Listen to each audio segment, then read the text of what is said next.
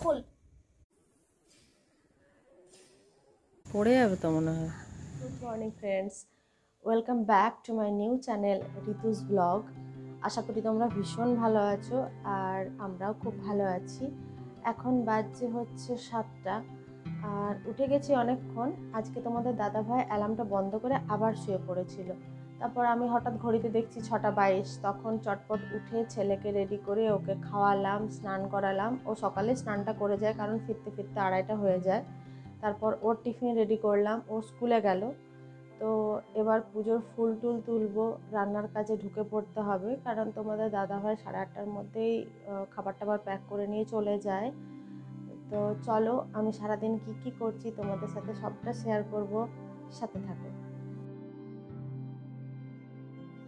ডাইনিংয়ে বসে তোমার দাদাভাই আর আমি চা খাচ্ছিলাম আর এই সামনের দিকের মাঠগুলো গাছগুলো দেখছিলাম। দেখতে খুব ভালো লাগে সকালবেলা। তারপর চলে গিয়েছিলাম ছাদে। দেখছি দুটো জবা ফুটেছে, খুব সুন্দর কালারের জবাগুলো, কিন্তু গাছগুলোতে না পোকা লেগে যাচ্ছে, মানে এত বৃষ্টির জন্য গাছগুলোতে একটু একটু পোকা হয়ে যাচ্ছে। তো আমি ঠিক টাইম পাচ্ছি না ওগুলোতে ওষুধ স্প্রে করতে। আর এমনিতে গাছের যত্ন তোমাদের দাদাভাই করে থাকে, মাটি দেওয়া বলো, সার দেওয়া বলো, ও করে ওগুলো। জল প্রতিদিনের জল দেওয়া ও দেয়, মাঝে মাঝে আমিও দিই, কিন্তু ওষুধগুলো আমি দিই। তো আমার কোমরে একটা প্রবলেমের জন্য আমি কদিন ছাদে যেতে পারছিলাম না। তো গাছগুলোতে ওষুধ এবার দিয়ে দেবো ভাবছি। এরপর ফুল তুলে নিচ্ছিলাম। আমার বাগানে যেরকম ফুল আছে তাতে মোটামুটি আমার প্রতিদিনের পুজোর ফুল আমার বাগানের ফুল থেকেই হয়ে যায়, আমাকে আর আলাদা করে কিনতে হয় না। কিন্তু আগে যখন ভাড়া বাড়িতে থাকতাম না, তো সেখানে তো গাছ সেরকম লাগাতে পারতাম না, ফুল কিনেই আনতে হতো। কিন্তু এখানে সেটা আর হয় না। খুব ভালো লাগে নিজের বাগানের ফুল দিয়ে ঠাকুরকে পুজো করি, বেশ আনন্দও লাগে। এবার ফুল টুল তুলে নিয়ে তোমাদের দাদাভাই বলল যে চলো গাছে কয়েকটা বেগুন হয়ে আছে, তুমি তাহলে তুলে নেবে চলো। তো গাছের বেগুনগুলো তখন তুলে নিচ্ছিলাম। নিজেদের গাছ মানে গাছের বেগুন, গাছের পেঁপে, গাছের লাউ, এত মনটা আনন্দ লাগে, ভীষণই ভালো লাগে। তোমাদেরকে একটা বেগুনের রেসিপি করে একদিন দেখাবো, মানে জাস্ট 5 মিনিট কি 10 মিনিটে হয়ে যায়, কিন্তু খুব সুস্বাদু একটা রান্না। তারপর বেগুনগুলো আমি তুলে নিলাম। দেখছি দু একটা বেগুনে পোকাও হয়ে গেছে। আসলে বৃষ্টি, তারপর ঠিকঠাক শীতটা না পড়ার জন্য সব কিছুতেই পোকার আক্রমণ হচ্ছে। তাছাড়া তোমাদের দাদাভাইকে সেটাই বলছিলাম যে দেখো এই গাছগুলোতে ওষুধ দিতে হবে, নয়তো এগুলোও পুরো পোকাতে ভর্তি হয়ে যাবে। তারপরে সেদিনে আমি মোটামুটি 3টে মতো বেগুন তুলেছিলাম।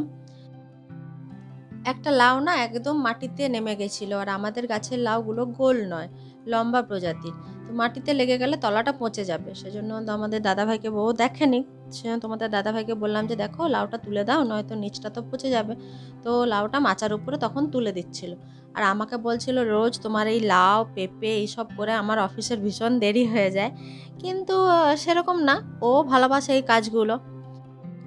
তারপর তোমাদের দাদাভাই বলল যে চলো তাহলে আরেকবার চা খাওয়াও। তো সেজন্য আমি রান্নাঘরে চলে গেলাম, দিয়ে চা বানালাম। আর আজকে আমাদের জানো তো ভাত হয়নি, মানে রিভু অত বেলায় এসে আর ভাতটা ঠিক খেতে চাইছে না। তারপর আমি তো এমনিতে ভাত খুব কম দিন খাই, আর তোমাদের দাদাভাইয়েরও ভাত অতটা পছন্দ নয়, সেজন্য রুটি হচ্ছে।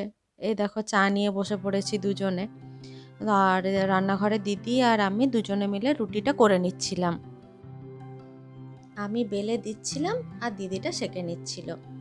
এরপর ছাদে গেলাম, ছাদে গিয়ে দেখছি তোমাদের দাদাভাই ওই যে যে হ্যাঙ্গিং টবগুলো কেনা হয়েছিল, এগুলো আমরা অ্যামাজন থেকে নিয়েছি, সেগুলোতে মাটি ভরে ভরে গাছগুলোকে লাগাচ্ছিল। তখন আমি জিজ্ঞেস করলাম যে তুমি কী দিয়ে মাটিগুলো বানাচ্ছ, মানে আমি মাটির কাজটা ঠিক পারি না, ওই করে। তখন আমাকে বলে বলে দিচ্ছিল যে এতটা মাটি নেবে, এতটা গোবর সার নেবে, এতটা খোল নেবে, এরকম করে নিম খোল, এগুলো আমাকেও বলছিল। আর গাছগুলোকে খুব সুন্দর করে লাগিয়ে আস্তে আস্তে করে ওই পুরো ব্যালকনিতে আমাদের যে উইন্ডোটা আছে সেখানে ঝুলিয়ে দিচ্ছিল। এরপর ও স্নান করে খাবার নিয়ে তো চলে গেছে। তারপর আমিও স্নান করে পুজো করে খাবার টাবার খাওয়া হয়ে গেছে। এখন দেখো আমি স্কুল যাওয়ার জন্য রেডি হচ্ছি। আর এই সময়টা না বাড়িতে একদমই কেউ থাকে না, কারণ ছেলেও স্কুলে চলে যায়, তোমাদের দাদাভাইও বেরিয়ে যায়, আর যে দিদিটা আসে সেও তখন চলে যায়। তো আমি একাই আস্তে আস্তে নিজের মতো করে রেডি হই, খাওয়া দাওয়া করি, পুজো টুজো করি, তারপরে রেডি হয়ে বেরিয়ে পড়ি, চাবি টাবি দিয়ে বেরিয়ে যাই আমি। তো আজকে রেডি হচ্ছিলাম আর ভাবছিলাম যে মাথার চুলগুলো আর কটা দিনই বা থাকবে, কারণ এত প্রচণ্ড পরিমাণে চুল উঠছে, মানে আমি তো খুব চিন্তায় আছি যে কি হবে। তোমাদেরও কি এরকমই চুল উঠছে, বা তোমাদের কারো যদি জানা থাকে যে কি করলে চুল পড়া কমবে, তো অবশ্যই আমাকে কমেন্ট করে জানিও। রোজ এই স্কুলে যেতে না আমার একদম ভালো লাগে না। মাঝে মধ্যে ভীষণভাবে ইচ্ছে হয় যে বাড়িতে থাকি, ছেলের সাথে একটু সময় কাটাই, কিন্তু সব কিছু তো আমরা যা চাই বা যা ইচ্ছে হয় সেই অনুযায়ী তো হবে না, বলো। তো আমাকে এই জন্য যেতেই হয় রোজ। আর স্কুলে গিয়ে সব কলিগদের সাথে দেখা হয়, স্টুডেন্টদের সাথে দেখা হয়, সেটাও ভালো লাগে। বাড়ি ফিরে এসে আমি একটু ঘুমিয়ে পড়েছিলাম। তারপর ঘুম থেকে উঠে বসেই ছিলাম, তোমাদের দাদাভাই ফোন করলো, বললো যে কিছু কি নিয়ে আসতে হবে। তো আমি বলে দিলাম কিছু কিছু গ্রসারি জিনিস বাকি ছিল, সেগুলো বলে দিলাম। ও আসার পথে নিয়ে চলে আসে, যেদিনই অফিস থেকে আসে কিছু যদি দরকার থাকে ফোন করে দিই, ও নিয়ে আসে। এই দেখো, দেখতেই পাচ্ছ, লেস, কুরকুরে, তারপর পাস্তা, চ্যবনপ্রাশ, ময়দা, ছাতু, ওই যা সংসারের টুকিটাকি সেগুলো সব নিয়ে এসেছিলো। আর আমি সব ব্যাগ থেকে বের করে এক এক করে রাখছিলাম, তারপরে যেখানে যা গুছিয়ে গুছিয়ে রাখবো। আমাদের সারা মাসের বাজার একবারে করা হয় না, মানে যখন যেমন দরকার হয় বা যখন যেটা ফুরিয়ে যায় তখন সেটা বলে দিই, সেটা তখন তোমাদের দাদাভাই নিয়ে নিয়ে চলে আসে। তারপর আমি তোমাদের দাদাভাইকে বলছিলাম যে তুমি কুরকুরে, লেজ এগুলো কেন আনলে, এগুলো থাকলেই তো রিভু খেতে চাইবে। আর দেখো না, এখানে ও কীরকম কুরকুরেটা এখানে নামানো ছিল, ও সঙ্গে সঙ্গে তুলে নিচ্ছিল। আমি বললাম রাখ, এখন খাস না, এখন সন্ধ্যাবেলা খাস না, পরে কখনো বিকেলবেলা খাবি।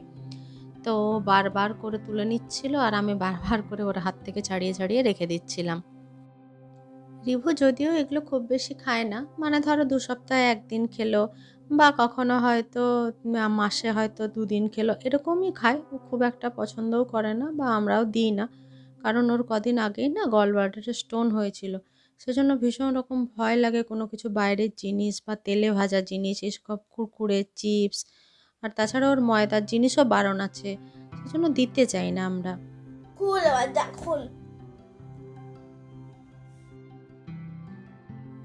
এখানে কি হয়েছে বলো তো, রিভু অ্যাবাকাস করছিল, এবারে তোমাদের দাদাভাই ভেবেছে যে ও বোধহয় ফোন নিয়ে হয়তো কিছু গেম খেলছে বা ভিডিও দেখছে, তো ফোনটা হাত থেকে কাড়িয়ে নিয়ে অ্যাবাকাসটাকে বন্ধ করে দিয়েছিল। এরপর ওর তো ধরো তাহলে অ্যাবাকাসটা 5 মিনিটের মধ্যে প্রবাবলি 100টা মতো করতে হয়, তো সেটা তো আর করতে পারেনি, বন্ধ হয়ে গেল। সেজন্য প্রচণ্ড পরিমাণে রেগে গেছিলো। তারপর আবার দেখে নিয়েছে ভিডিও হচ্ছে, তো আরও রেগে গেছে, বলছে আমি আর এখন বেরোবই না। তো ওরা ওইদিকে ওইসব করছিল আর আমি রান্নাঘরে চলে এসেছিলাম রাত্রের খাবার রেডি করার জন্য। তো আজকে আমাদের হয়েছিল রুটি আর চিলি গোবি, তার সাথে ছিল আলু ফুলকপি ভাজা, আর খেজুর গুড় ছিল, আর ছিল স্যালাড। মানে তোমাদের দাদার যত রকমেরই খাবার থাক না কেন, ওর শীতকালে খেজুর গুড়টাও খাবেই, ও প্রচণ্ড পরিমাণে ভালোবাসে। তো আমাদের এই ছিল আজকে রাত্রের মেনু। তোমরা রাত্রে কে কী খাও জানিও। আজকের ভিডিওটা এই পর্যন্তই রাখছি। ভিডিওটি যদি ভালো লাগে তাহলে অবশ্যই লাইক, কমেন্ট, শেয়ার আর সাবস্ক্রাইব করে দিও চ্যানেলটিকে। সবাই ভালো থেকো, সুস্থ থেকো, টাটা।